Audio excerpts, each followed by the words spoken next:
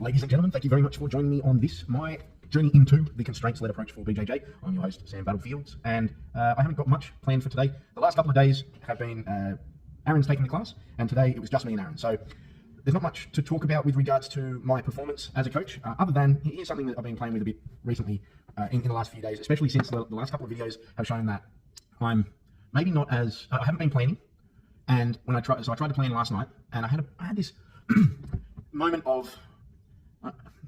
insecurity is not the right word, but like I'm no longer in the zone while prepping my coaching. Like before, I'd be like this, you know, I'd be so focused on what the game would be and what the constraint would be and why and how, and like, you know, even sort of, okay, where are some of the potential offshoots that will go wrong, and you know, I would have such a definitive viewpoint of what the game was going to be. Like within reason, I've spoken about the evolving and that sort of thing, but I would have like a core game or a core of a game that I would then allow to evolve from there. But the core of the game I would have thought through really, really strongly. I imagine. Maybe I should go back through and read some of my, listen to some of my other videos. But like legitimately, I feel like the best science that's out there is the science that you feel. But I feel like I haven't been in the zone while preparing. I have a feeling that it's because last week I didn't plan for one session, and so I was kind of winging it. Not that that was a bad thing, but and then I didn't plan for I planned for the Tuesday session, but not intently because I knew that Aaron wasn't going to be in, and then he rocked up, and then someone else rocked up. I know that there's going to be more people tomorrow, so that's gold. I know that there's going to be 3 or 4 people. I did think that there was going to be more people in today. It's as I've said before, it's a change of the season here. We see a bit of a drop off in attendance as people go, it's a bit cold, you know. But I know that there's going to be a few more people in tomorrow. Aaron came in today, and we had we had a role that was more chess match role, so it was kind of let's just test stuff out, and then we found ourselves sort of workshopping one particular section that I got stopped at, but that also had stopped him, and we workshopped through that, which was awesome. Like, because initially his ideas, I was like, I'm doing this, and I've found that I've had good results from keeping him tight. And he's like, yeah, but what happens if you don't keep him tight and you use your hooks to then open it up and control that way? And it was like, okay, I think that might work for you, but when I do it, and so we then constrain, and we just took that portion, and we're like, okay, go for it, you know. So very, very specific sparring, as in like this particular position I found myself in quite often recently because of a particular movement that I make that people then defend in this certain way, which stops me getting like either a double or a single action, but it also twists up their legs. So yes, I can't get an attack on them, but they also can't quite just get away really easily. And then from there, there's been like I've been able to get back on top and this sort of thing. But workshopping it was awesome. Like it's something that neither of us would have been able to workshop before. And just I think one of the best things is it's like I've got this idea, you've got this idea. Let's not try and hash it out. Oh no, you can do this, I can do this, and then we go from there. Let's hash it out as in let's try it, let's go for it, let's give it a go. All right, actually, that resulted in this. When I do this, it resulted in this. So in this particular case, the thing that Aaron wanted to do created too much space, allowed me to get something. The thing that I wanted to do didn't allow much other than one sort of singular outcome, which was it was a beneficial outcome, but it was only this one outcome, and I was trying to get another outcome. So essentially, it showed you can only really do one thing, and by workshopping it and workshopping the two things, we were able to find the entrance to the thing that I wanted originally, but wasn't able to get with the method that I was doing. So if I can be any more vague or cryptic, let me know in the comments below. But no, it's really good. I made a note to myself that I wanted to. Where's my note to myself? So yeah. So I'm going to title this video "What Happens When You're Seemingly Shaken of Your Confidence in Your Ability to Create Games." So the reason why I'm asking this is because, like, up until self-defense week, I have been sort of designing practice around the sport of jiu-jitsu, and then Aaron threw into the mix that a lot of the times the goal is just to stand up and get away in self-defense. Whereas when you're playing jiu-jitsu, you both want to stay on the floor, or you both want to get up and wrestle to get back down to the floor, right? So the game of jiu-jitsu is significantly different from the martial art / self-defense aspect of jiu-jitsu, and in that case, it's kind of like, does the coaching pedagogy remain the same? I think because one of the games that Aaron put into play yesterday was a variation on a drill that we've done in the past in self-defense week that I put together, which was essentially the goal is to keep one person. So there's 3 people there's 2 people attacking you. The goal is to keep one person in front of the other. So there's aligned like that. So there's always one person sort of blocking so that you can only have to deal with one by moving your feet. But the drill that Aaron put into play was that they both can grapple you, which changes the dynamic quite massively. And then he had the rest of his class was based on essentially keeping someone down and trying to keep them down when they just want to stand up.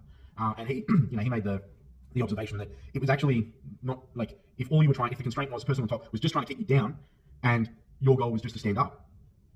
It was actually sort of fairly easy to stand up in comparison to what you'd sort of initially think. And you know, being someone that I agree with it but it threw something into the mix that I kind of hadn't thought about. Being that like getting up in a jiu-jitsu context, in a sport context, getting up means that you have to be really confident in your ability to take back down. And so getting up might be a thing of, I just want to get up in order to re-engage. Yeah, it's really throwing me for a six, to be honest. And I started sort of looking at the other games that I was preparing for. So sorry about that. There was a it really threw me for a six. And I think the reason why it threw me for a six is, I don't even know if that's the right terminology. Anyway, the sport of jiu-jitsu, if you stand up, you have to be confident that you can take someone down, right? So, and I reflected on it, and self-defense is definitely different from the sport of jiu-jitsu. Most of the people out in the world will not be good at grappling in general, so you're likely to be, if you are a jiu-jitsu practitioner, you are likely to be better than the average person, particularly better than the average person who's likely to try and punch on with you and get on top of you. Like, if someone's on top of you as a grappler, and they're not a grappler, then they're blindsided you most likely, unless you're a really, really shit grappler. Anyway, I think the self-defense threw me because I've been talking about, the application of sports jiu-jitsu to MMA, which is as close to self-defense as you're going to get. And so when I was preparing these practices, so when I was designing these practices, I was kind of looking at it from a sports jiu-jitsu, but then just getting up, but then thinking, well, just getting up is, in a jiu-jitsu context, is being confident that you can take someone down again. But in a self-defense context, it's like you're ready to stand and fight, because unless you can keep them down when you're standing, there's just so much to it. And it really has thrown me a little bit out of sorts, because I'm like, am I designing practice around a sport? Because that's what I thought I was designing practice around. But I'm doing a martial art, which is what I started jiu-jitsu as, because of the self-defense aspect. And now I'm just talking nonsense, and I apologise. I think my confidence was shaken a little bit because I started looking at, okay, well, what's some constraints we could put on that two-on-one situation? And one of the constraints that I might put in, and I'm thinking I'll do this tomorrow, is one person can grapple, and the other person can hit. So I'm thinking of just putting like one glove on, maybe not punching to the face, but one person can grapple, and the other person can like punch the torso with one hand, right? And I think that constraint will assist in like what I'm looking to get out of this. And the way I see it is you start to engage in that initial grapple in order to put them in between you. That's what I'm looking for. Is that going to be the emergent behaviour though? Because when the game was played the other day, where both assailants were trying to grapple you and trying to hold you, there wasn't that much you could do, because as soon as one person got a hold of you, the other person could grab their hand, and then you're grappled as such. So I'm bouncing around a bit here, but yeah, it was really quite interesting to sort of think about what I had thought about with regards to this. So what I really wanted to do was do some striking. So that was going to be the stand-up side. The control side was going to be fairly easy. Like, what happens if someone knocks you down and you find yourself in mount and they're starting to rain down blows? The idea that I have for that is that the person on top has gloves and they can punch your chest, right? But the goal of the person on the bottom is to get their hands on the mat, because and the way I see that as a self-defense thing is, if you've got their hands on the mat, they can't be punching you.